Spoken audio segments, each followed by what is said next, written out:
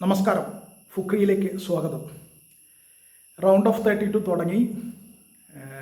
ഇന്നലെ രാത്രി മാത്രം 2 വമ്പന്മാരാണ് വീണത്. ഇന്നലെ രാത്രി ഇന്നത്തെ കളിയും അടക്കം 2 വമ്പന്മാരാണ് വീണത്, ജർമ്മനിയും നെതർലൻഡ്സും. അങ്ങനെ കളി തുടങ്ങി, ഗ്രൂപ്പ് സ്റ്റേജ് കഴിഞ്ഞ് നോക്കൗട്ട് തുടങ്ങി, 2 വമ്പന്മാർ പുറത്തായി. അത്രമാത്രം ഗംഭീര കളികളുമായിരുന്നു രണ്ടും. ജർമ്മനിയെ പരകയാണ് തോൽപ്പിച്ചത്, ഷൂട്ടൗട്ടിലാണ്. അതേപോലെ തന്നെ നെതർലൻഡ്സിനെ മൊറോക്കോ തോൽപ്പിച്ചു ഷൂട്ടൗട്ടിൽ. രണ്ടും അത്യന്തം നാടകീയം. അതിൽ പ്രത്യേകിച്ചും നെതർലൻഡ്സ് മൊറോക്കോ കളിയായിരുന്നു അത്യന്തം നാടകീയം. ഇരു ടീമുകളും പെനാൽറ്റി അടിച്ച് പുറത്ത് കളയാനും ബാറ് തട്ടാനും ഒക്കെ വേണ്ടി പരമാവധി ശ്രമിക്കുന്നത് പോലെ തോന്നി.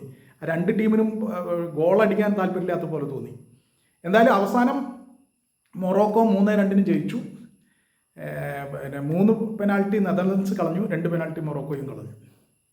അതുപോലെ തന്നെയാണ് ജർമ്മനിയുടെ കളിയിൽ.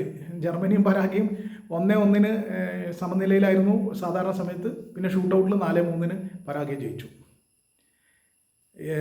മൊറോക്കോയും നെതർലൻഡ്സും സാധാരണ സമയത്ത് ഓരോ ഗോളടിച്ചു. പിന്നെ എക്സ്ട്രാ ടൈമിൽ പിന്നെ ഗോളടിക്കാൻ പറ്റിയില്ല, ഷൂട്ടൗട്ടിലേക്ക് പോയി. 2 കളിയും ഏതാണ്ട് ഒരുപോലെ സമാനമായിട്ടാണ് നടന്നത്. എന്തായാലും 2 വമ്പന്മാർ. ജർമ്മനി ഇപ്പോൾ 2014 കപ്പെടുത്തതിന് ശേഷം 2018-ലും 2022-ലും ആദ്യ റൗണ്ടിൽ തന്നെ പുറത്തായതാണ്.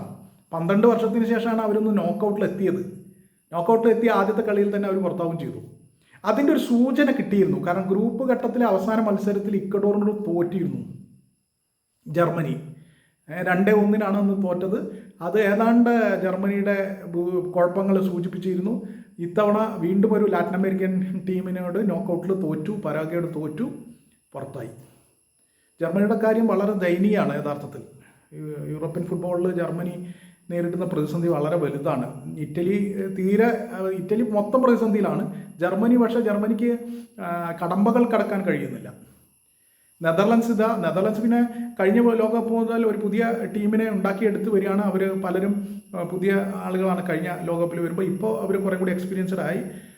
പക്ഷേ ഈ മൊറോക്കോക്കെതിരെ അവർ മോശം കളിയാണ് കളിച്ചത്. മൊറോക്കോയാണ് കളിയിൽ ഏറ്റവും മികച്ചു നിന്നത്. അവസാനം അവർ തന്നെ പെനാൽറ്റി ഷൂട്ടൗട്ടിൽ ജയിക്കുകയും ചെയ്തു. എന്തായാലും 2 വമ്പന്മാർ വീണ രാത്രിയാണ് കടന്നുപോയത്. ഇനി എത്രയെത്ര വമ്പന്മാർ വീഴും എന്നറിയില്ല. വാഴുമോ വീഴുമോ കണ്ടറിയണം.